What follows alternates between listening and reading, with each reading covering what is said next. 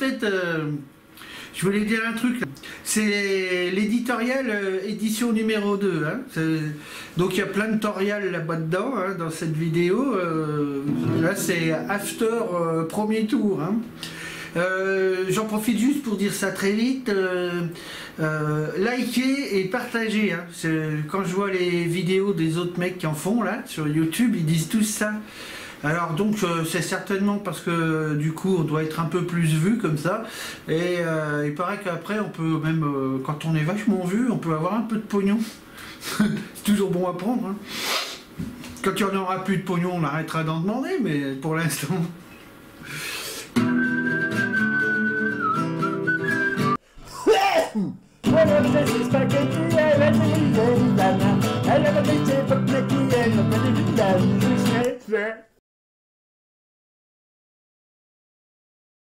Bon ben voilà, on a encore les deux guignols au second tour.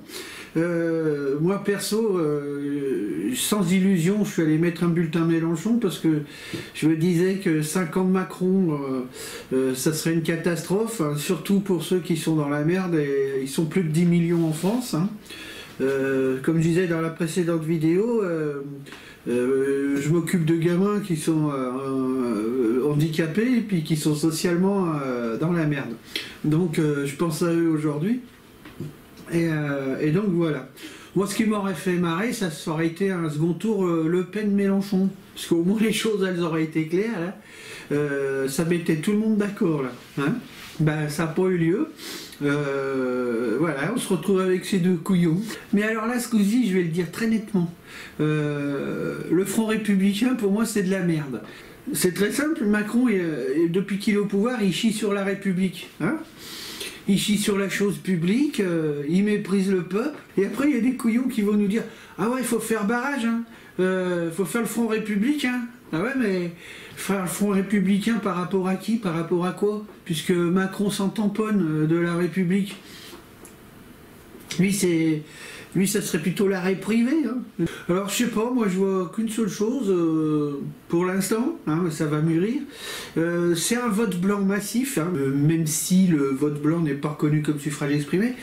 Mais il faudrait faire un vote blanc massif pour délégitimer le vainqueur. Hein, que ce soit Le Pen ou Macron. Dire, imaginez 50% de bulletins blancs, bah, leur élection, elle vaut rien. Hein.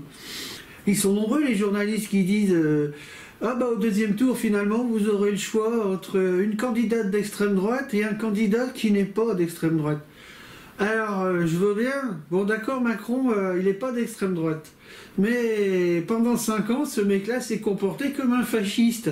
Alors j'aimerais bien qu'on m'explique la différence profonde entre ce mec et Le Pen.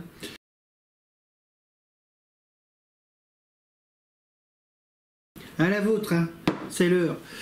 Deuxième tour, alors, hein, retour à la normale? On recommence comme avant? Oui, parce qu'on va nous dire il faut faire barrage à la bête immonde, hein? Eh ben ouais, ben ça sera sans moi, hein, parce que moi je suis mécréant. Hein. Mais c'est marrant parce que ça marche à chaque fois ce genre de truc. Il y en a encore plein qui vont courir, hein. Ils vont y aller au bureau de vote. Ah bah oui, il faut sauver la France, hein? Ouais, ouais. Surtout en reconduisant un mec qui a essayé de la faire sombrer. Hein.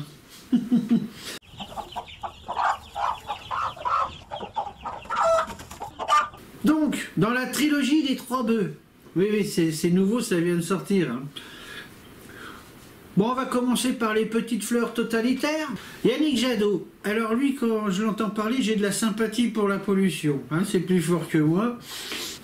Il y a plus de poésie dans la forêt de Tchernobyl que dans le tournesol qui sert de logo à Europe Écologie Les Verts. Hein, EELV. D'ailleurs, Europe Écologie, c'est un oxymore. Ouais, parce qu'il y en a qui croient encore qu'on peut faire de l'écologie en restant dans l'Union Européenne. on peut plus rien pour eux. Hein. Alors pour finir avec Jadot, je voudrais dire ceci. C'est quand même un magicien ce mec-là.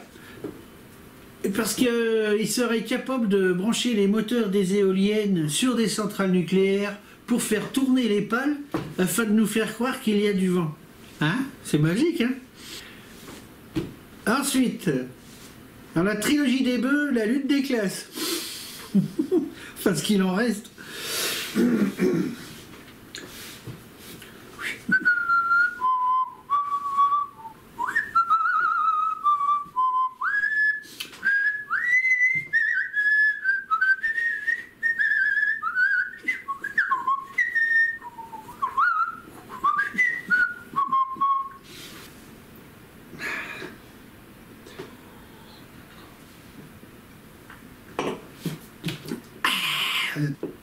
Eh ben, c'est pas de la vodka, hein, c'est pas de l'eau de boudin bolchevique. Cadet Roussel. Enfin, je sais pas s'il est cadet, mais en tout cas, il s'appelle Roussel. Hein. Alors, Roussel, lui, il a été drôle quand il s'est retrouvé face à des mômes dans une classe, hein, où il devait mettre des photos des grands leaders communistes du XXe siècle sur un tableau. D'un côté, il y avait camarades, de l'autre côté, pas camarades. Donc, il y a eu Mao, il y a eu Fidel Castro, puis il y a eu Staline. Et au moment où il avait la photo Staline, il fallait montrer camarades ou pas camarades. Hein, ça, c'est les gamins qui posaient la question. Et ben lui, il n'a pas été foutu de se dire s'il était camarade ou pas camarade de Staline. Hein. Bon, alors lui, c'est pareil. Il a été. Je ne sais pas comment on peut les classer, parce que il est celui qui a été le chef de guerre contre le nazisme.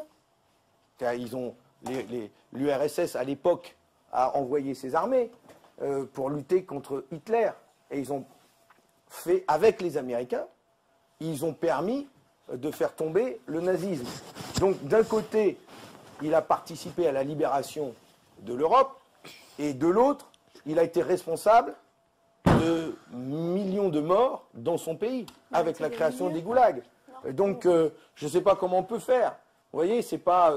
je sais pas où le mettre. Bah, camarade ou pas camarade, qu'est-ce qu'on retient de lui? On retient de lui quoi? Le général qui a fait... Oui, eh ben alors, on le met là. Quand on connaît les dizaines et les dizaines de millions de morts que Staline a sur la conscience, hein, bon, c'est vrai qu'il y a eu des millions de morts pour...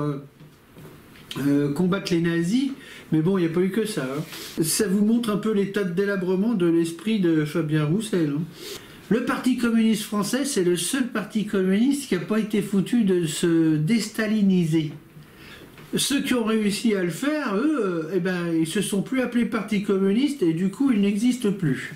Un grand penseur avait dit « Le capitalisme, c'est l'exploitation de l'homme par l'homme.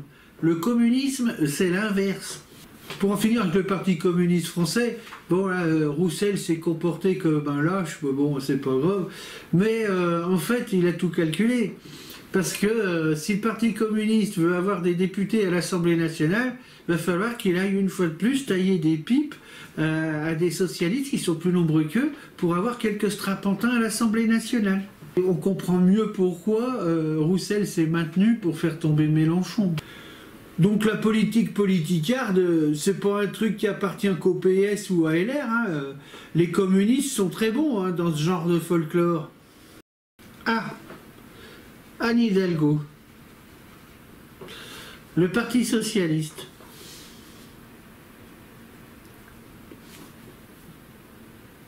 Paix à son âme. Enfin, paix tout court. Hein. Alors, le Parti socialiste, à la base, c'est un parti qui était prestigieux. Mais il a quand même réussi à passer de Jean Jaurès à Anne Hidalgo. Hein. C'est comme si dans la chanson française, on passait de Georges Brassens à Chantal Goya. Alors, pour ceux qui ne connaissent pas Chantal Goya, hein, parce que ouais, ça remonte quand même à des lustres, c'était une chanteuse pour jeune public. Hein. Donc elle a surtout réussi à lobotomiser beaucoup d'enfants des classes moyennes, hein, avec des chansons débiles. Mais bon, il y en a qui s'en souviennent encore.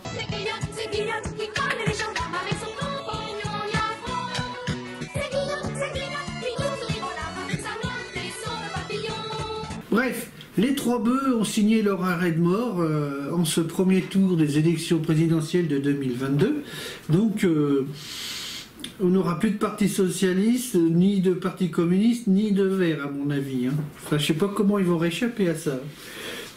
En tout cas, Mélenchon a été très fort parce qu'en lançant son truc d'union populaire, hein, mine de rien, il a lancé un mouvement où plein de gens peuvent venir s'exprimer et qui ne pensent pas tous la même chose, mais qui sont d'accord sur des choses essentielles.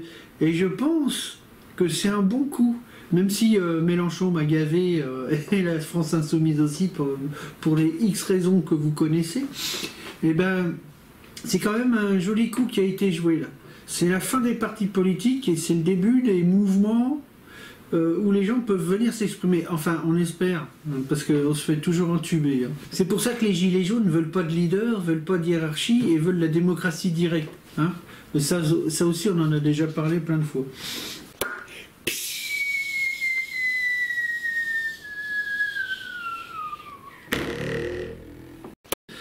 En fait, ces gens-là, c'est des vrais faux culs. C'est les pires. Parce que, à la limite, j'ai plus de respect pour ceux qui sont déjà allés chez Macron direct en disant voilà, moi je vote Macron parce que j'aime bien ses idées, j'aime bien enculer le monde. Mais ceux qui ont continué à soutenir Hidalgo, Roussel ou Jadot, ils sont allés, ils ont voté, ils ont défendu leur crèmerie et tout ça en disant ouais, je vote pour mes idées. Hein, parce qu'ils sont persuadés que dans leur parti, il y a des idées. Et après. Ils savaient très bien qu'en faisant ça, il y avait de grandes chances que ça soit à nouveau un Macron-Le Pen. Et donc, au soir du premier tour, après 20 heures, ils se sont montrés en grands chevaliers. Ah il faut faire barrage au fascisme, etc. Nous avons défendu nos idées avec détermination. Maintenant, il faut faire barrage à la bête immonde. Voilà. Parce que, en fait, ces gens-là, ce sont des gens qui voulaient que Macron reste au pouvoir, sans passer pour des macronistes. Eh oui. Pas con, hein. Donc ils ont soutenu leur petite chapelle de merde en sachant qu'elle irait pas très loin. Donc on remercie ces trois glands de nous avoir permis d'avoir à nouveau Le Pen et Macron en face à face au deuxième tour. Hein. Merci. Alors comme vous l'avez constaté, ces trois bœufs ont la conscience politique d'une coquille Saint-Jacques. Hein.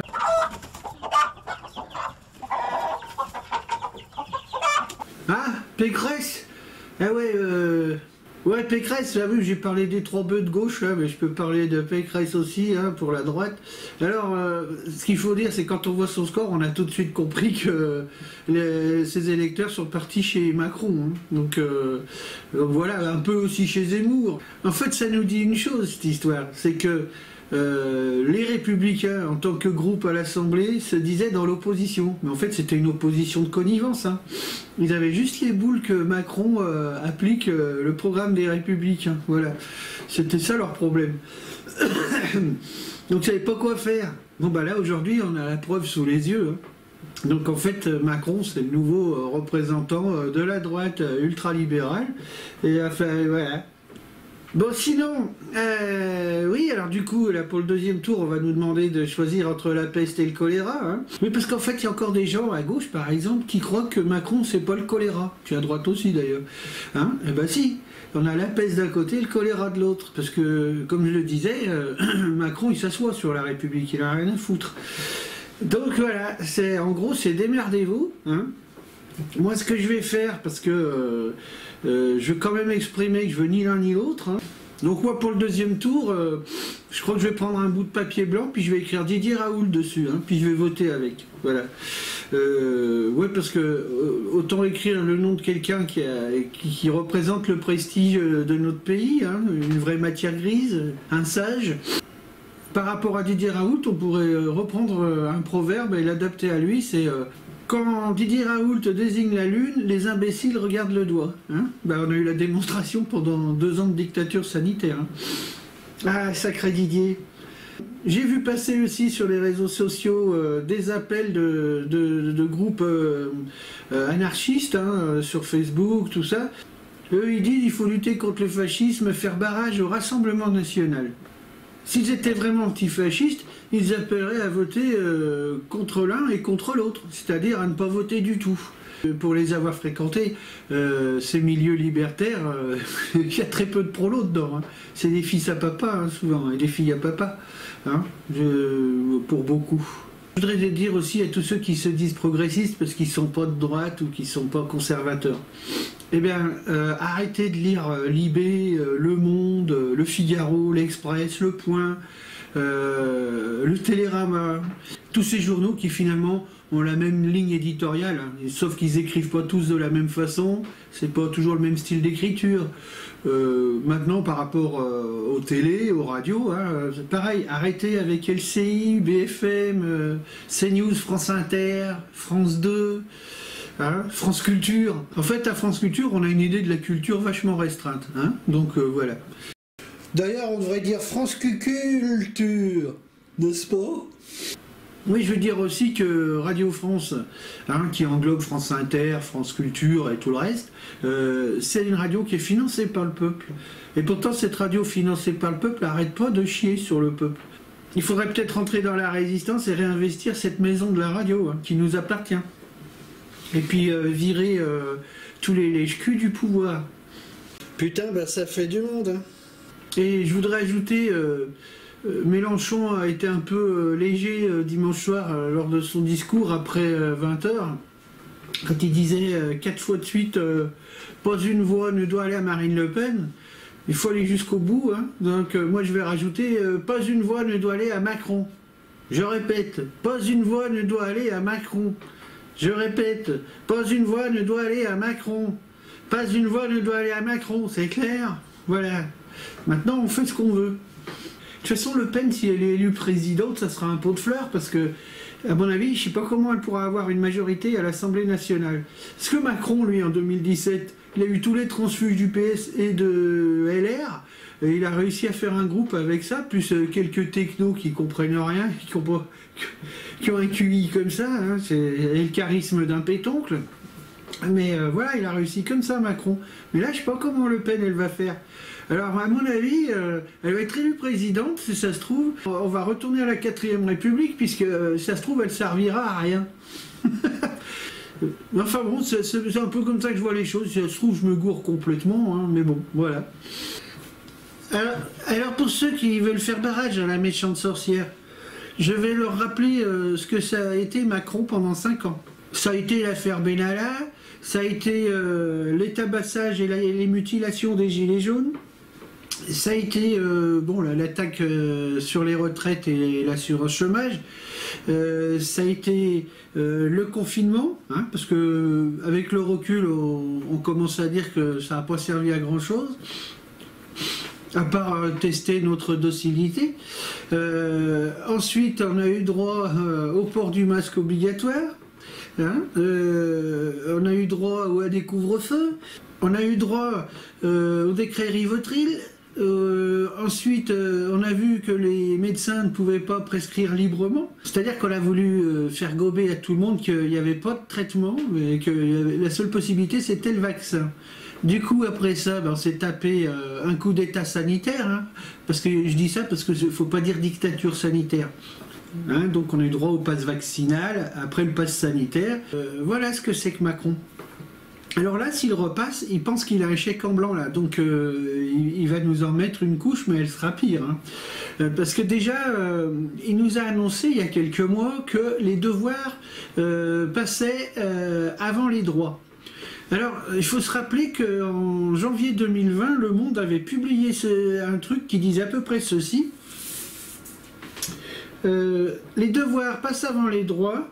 Telle est la définition du crédit social chinois. Alors, pour ceux qui ne savent pas ce que c'est que le crédit social chinois, c'est la même technique que le pass sanitaire, sauf que ça va dans tous les domaines. Hein, c'est un pass pour tout, hein, et pas un pass partout. Donc, pour faire n'importe quoi dans votre vie quotidienne, il faudra un pass pour tous les gestes du quotidien. Voilà. Et si vous manifestez, là, vous serez des mauvais citoyens. Si vous faites grève, vous serez des mauvais citoyens. Donc, vous aurez plein de passes en moins. Hein, donc, faut faire attention. C'est un peu comme le permis à points. C'est qu'on va vous enlever des droits. Tac, tac, tac, à chaque faute. Cette phrase, les devoirs passent avant les droits, ça a été prononcé donc par Macron, mais répété en boucle par Gabriel Attal, son petit caniche. Donc, bonne chance avec Macron, hein, parce que moi, de toute façon, si Macron repasse, de toute façon, j'en ai rien à foutre, je me barre en Bretagne. Et je me dis, tiens, pourquoi pas s'engager dans l'armée révolutionnaire bretonne, hein, l'ARB, après tout, puisque une fois que la Bretagne aura son indépendance, on n'aura plus besoin d'aller se faire chier avec un président de mes deux qui dirigera une république bananière. En même temps, je ne sais pas s'il y a encore une armée révolutionnaire en Bretagne, hein. Moi, on peut toujours rêver. Alors maintenant, on va finir avec une chanson de Renaud qui est très courte. Ça fait longtemps que Renaud me gonfle, hein, nous parler de sa fille et de sa meuf, enfin de ses ex, et donc on n'en a rien à foutre, mais il a écrit des petits chefs-d'œuvre quand même. Et là, la chanson que je vais vous passer, elle est très courte, hein, elle doit faire 4 vers, mais elle résume tout.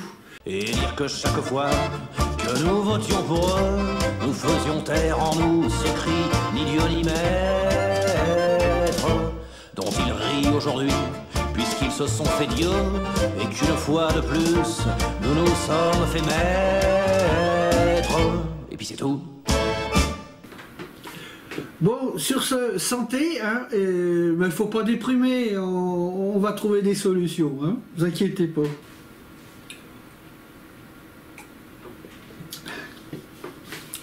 Ça non plus, c'est pas de l'autre boudin bolchevique.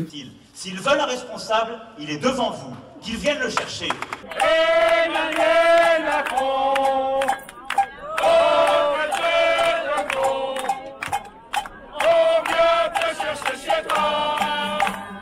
Emmanuel Macron, oh tête de con, oh bien te chercher chez toi.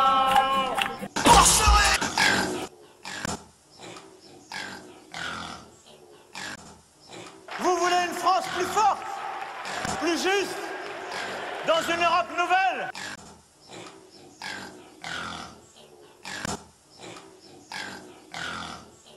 D'indépendance, d'avenir, d'émancipation, de solidarité, de progrès social. L'humanisme au service du progrès, un humanisme qui part du réel. Tir de LBD, grenade désencerclante, coup de matraque. Une certaine idée de l'homme. La France, au fond, ce sont des moments de bravoure et quelques mots d'amour. Oh, ils le débattent, putain, ils le débattent. Le Gaulois, réfractaire au changement.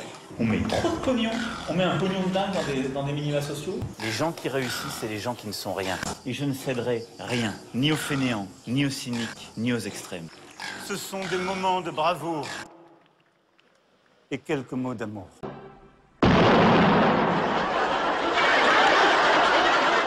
Mais tu sais qu'on dit que toutes les meilleures choses ont une fin. Oui, mais ici, la fin, c'est la meilleure chose.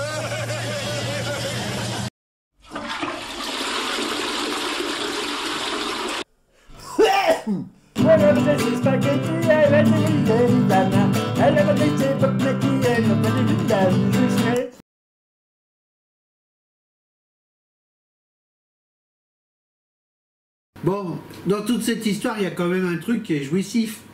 Parce que même s'il gagne Macron, il est ridicule. Il va gagner avec un petit score de merde.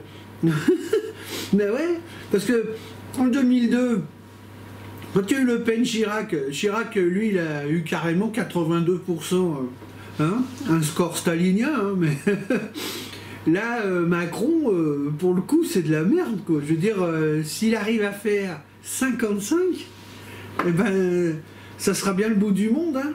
Je veux dire, donc en fait, son élection, elle vaut rien. Donc on va élire une espèce d'étron, voilà, c'est tout, et en fait, qui servira à rien. Donc toutes les manifs qui auront lieu seront légitimes, hein. Voilà, mais je parle pas de celle de la CGT, hein, parce que la CGT, c'est un syndicat collabo. Comme disait Coluche, c'est cancer général du travail, hein. Ouais, d'ailleurs, il aimait bien ajouter la différence entre le cancer et la CGT, c'est que le cancer évolue. Bon allez, le troisième tour sera social, mais sans la CGT.